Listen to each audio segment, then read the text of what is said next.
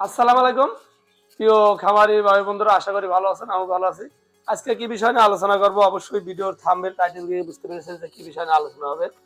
আজকের বিষয় যে আমি বলছি যে কোরবানি সামনে 2026 সালে, সামনে কোরবানি ঈদের জন্য আমি একটা কোরবানি কিনছি। সেটা হচ্ছে মধ্যবিত্ত মানুষদের শখ আছে, সমর্থন নাই, সেই হিসাব করে কিন্তু সবারই মন চায় যে আমরা নিজস্ব একটা কুরবানি দিই। আসলে অর্থের অভাবে আমরা পারি উঠি না, না পারলে এবার দেখা গেছে আমরা ভাগে কুরবানি দিই। ভাগে কুরবানি দিলে হয়তো দেখা গেছে যে আমাদের 5 জন 7 জন আমরা ভাগে দিই, 5 জন দিলাম। আমি দেখা গেছে 5 জনের মধ্যে 5 জনের টাকায় ঠিক আছে, আমি আর টাকাটা হয়তো টাকার মধ্যে ভেজাল আছে, তাহলে কিন্তু আমার জন্য কিন্তু 5 জনের কুরবানিটাই নষ্ট হয়। সেই জন্য আমরা অবশ্য এই জায়গা থেকে ব্যবস্থা হলে পারে, তাহলে 5 জনের ইটা যদি কোরবানিটা 4 জনের কোরবানিটা যদি আমার একার জন্য নষ্ট হয়, তাহলে হ্যাঁ ড্রাইভার কেটে নিবি আমার হতে হবে। এই জন্য সবাই যদি সমর্থ থাকে আমরা চেষ্টা করবো। আর দেখা গেছে যে একটা কোরবানি এককভাবে দেওয়া হলে কোরবানির ঈদের সময় যায় একটা কোরবানি কেনা কিন্তু খুব টাফ ব্যাপার।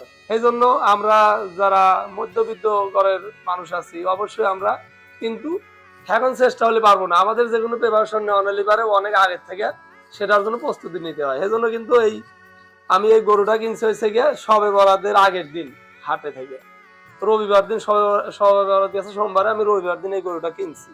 মাশাআল্লাহ আজ কিন্তু 15 দিন 16 দিন গরুটার বয়স। এই গরুটা কিনছি কততে, মাত্র 33,000 টাকাতে গরুটা কিনছি। তাহলে এখন আমি সময় পাবো 4 মাস, পুরো রোজা যাবে, তারপরে যাবে হলে 2 মাস 15 দিন, তাহলে কিন্তু 2.5 মাস। তাহলে আমার কিন্তু পুরো 3.5 মাসের উপরে আর ওই গেছে 15 দিন, 4 মাস সময়। আর যেভাবে কিনছিলাম ওটা দেখলি পারে আপনারা কবেন যে ভাই কি হচ্ছে, এটা তো বাঁচবেই না। এরকম কোয়ালিটি আসছিল একবারে, আরো মানে শুকনো আসছিল আরো আসছিল। আর গরুটা খুব খায় মাশাআল্লাহ। এইভাবে কিন্তু আমি প্রতিবারই হয়তো কোরবানি কিনি, আপনাদের দেখাই নেই, দেখাতে পারিনি। আমার বাবাও এইভাবে আগে দেখা গেছে, আগে গরুর দাম কম ছিল, এখন আমরা আরো সস্তা কিনতে পারতাম।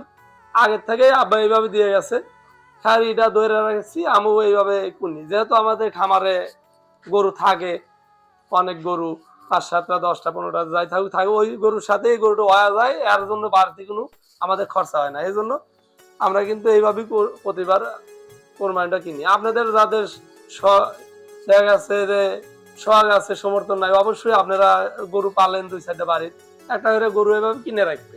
তাই হ্যাঁ আপনারা এককভাবে কোরবানি দেওয়ার চেষ্টা করবেন।